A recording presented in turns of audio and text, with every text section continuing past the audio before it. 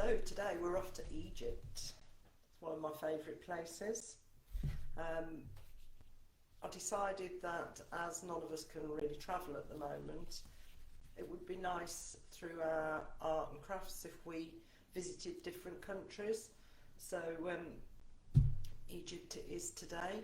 I'm going to be talking you through a little project that I've started and telling you sort of where my thought process is going to creating it and what products I'm going to use to do it. And then ultimately I will film the making of it and it will be available as a tutorial.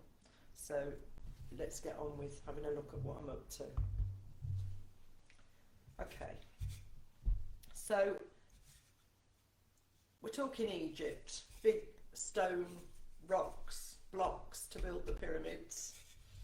I thought that these small pieces of foam would be perfect for that job, creating that illusion that we've got a treasure that we brought home with us. This is a high density foam. It's not really polystyrene as such. It's really good for carving into. I'm going to show you a little bit how to do that in a second. This one I've got a little bit further on. But first of all, I want to talk about if we're creating this as a triptych. So a nice piece of art that will go on your wall and look good together to tell a story about maybe a trip that you've had or you would like to have to Egypt. And I had a little look through all the different products that we've got on the website. Foam is on there as well, incidentally. And what I've got that we could use to create something that was really stunning. And I noticed that we've got a few of these still, the plaster Tutankhamun busts. I'm going to put that on a close-up camera just so that you can have a proper look at it. I think you can see that if I hold it up there, a little bit more detail. So that has been made using the lovely Tutankhamun mould. I made that using plaster of Paris because the detail on this mould, I usually like to use stone art clay, as you know. The detail on this mould and getting into the depths of it is quite difficult with stone art clay. Plaster of Paris or resin, it's absolutely perfect. They're food safe, these moulds as well, incidentally, so if you wanted to use it for anything else you can do. So we've got one of those. I mean, for me, Tutankhamun is so iconic. Just on his own on there, he's going to look beautiful. But then what we're going to do with the rest. So we also have, I've only just added these on the website, they're brand new. And they're slight imperfects. They've got some tiny little air bubbles in. So I'm doing them on a special offer of $4.99, I think it is. We put them on again, great for the Egyptian theme. But you could put one over here, one here, and you've got lovely dimensional artwork. I quite like them together like this. This one looks slightly in. I'd probably, to be honest, have it that way, looking in. I like those two together. I think that's Nefertiti, and I'm not sure who that one is. And then we have moulds for Anubis and a scarab beetle. I've already mixed up a little bit of stone art clay. There's plenty of tutorials on YouTube, etc., for how to just mix that up. So I don't need to be showing you how to do that. I made it earlier, kept it in my glove that I used. just when you take it out, you sort of have to condition it a little bit, get it moving again.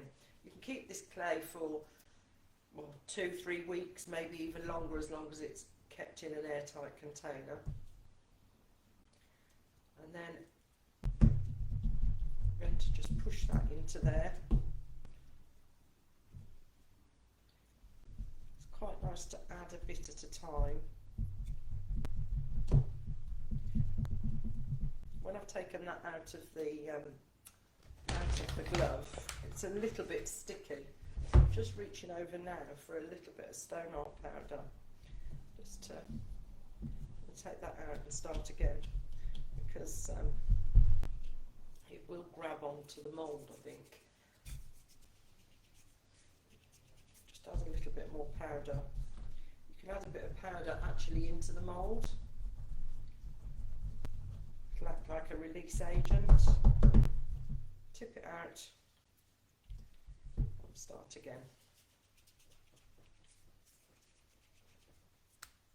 It's good to know the ways around these things, rather than, you know, not understand why your clay is sticky when you get it out. I don't know why it is. As it sits and rests, sometimes the moisture seems to come out of it. Rather than put a great big blob in here, I like to fill the mould rather than just overload it when you're making something that's got a bit of detail like this. We'll give it lovely texture as well, authentic texture I suppose you could say, because this is going to look as if it's made from stone. Pushing it in, spreading it around that mould. There we go. And now I can pull it away at the edges. Pop out my Nubis.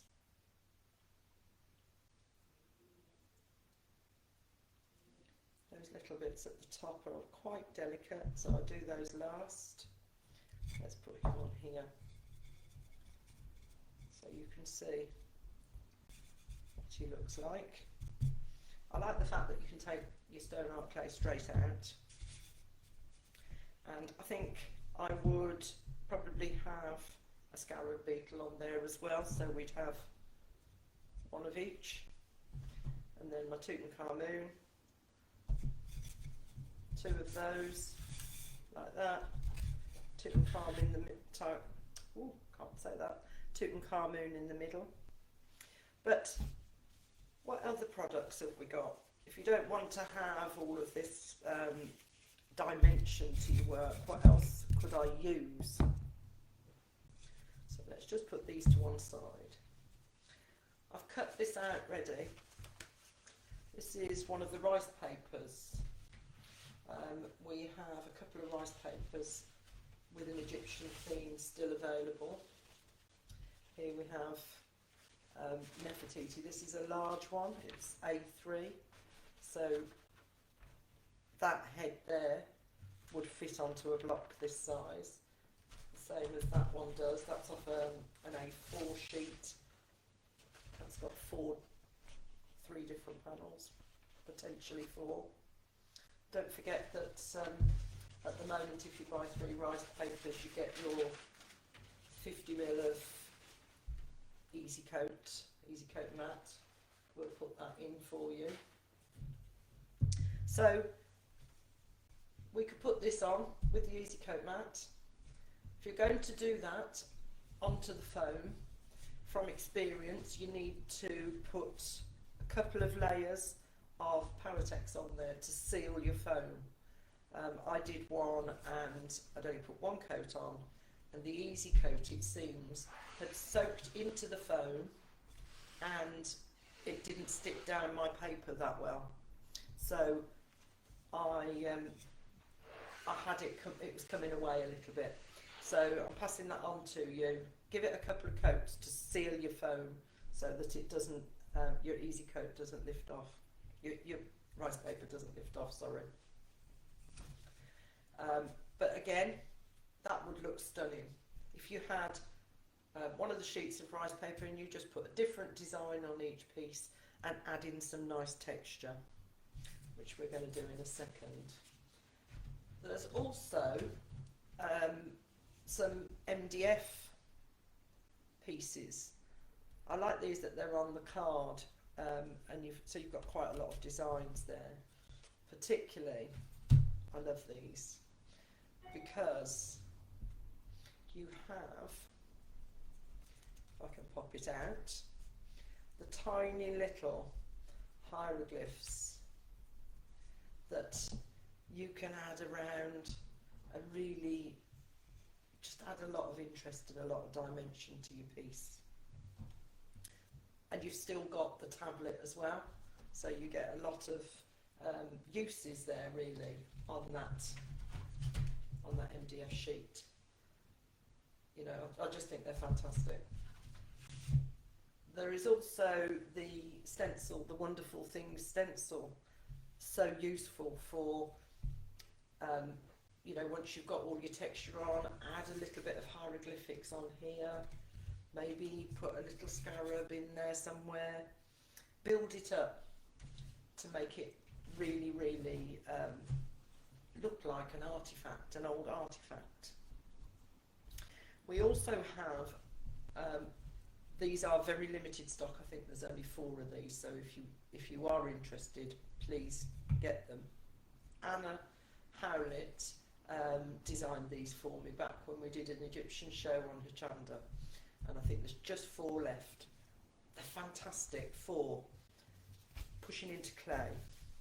Going to squash little old Anubis up just here. If I put some of this clay, just push it on. Remember, Powertex sticks to Powertex, so I can easily push that on there, push it round the edge, and I like random. For me, crafting should be random. I don't like measuring. Okay, and then we can, with this red rubber stamp, we can push that into there, lift it out. Can you see that? How fantastic is that? I've got a piece here just behind me. If you bear with me, I'll bring it round and show you. So here you can see that's that stamp pushed into clay, and then I've gone over it and picked out some of the design. Just a little bit of colour on there. I don't know if you've been to Egypt, but this is a lot what a lot of the stuff looks like. Remember Tutankhamun I showed you earlier, that plaster Tutankhamun? There he is.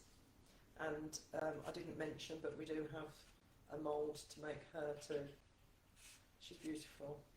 Or we have that one there, which is already done. But there you see how the stamp works. Fantastic. Actually, there is, we do have a few of these as well. I think you just make out there, there's a beautiful scarab beetle stamp. Oh, not that one. Where has it gone? If you prefer that sort of look, you've got the odd hieroglyphic round the edge and the lovely wings of that scarab. So that's beautiful too.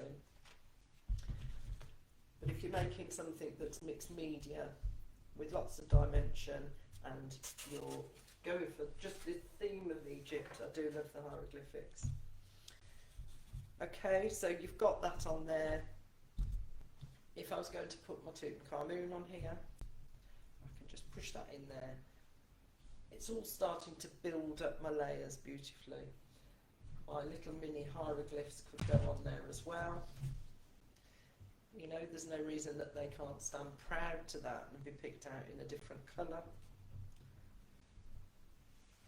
There's so much stuff, there's so many things that we can use. I think I'm going to have a job to decide how I'm going to actually do these.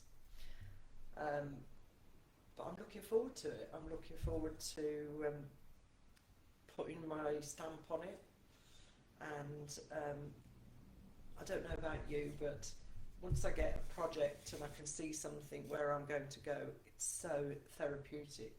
You can have had the worst week for whatever reason, and if you can lose yourself in a bit of art, it's amazing.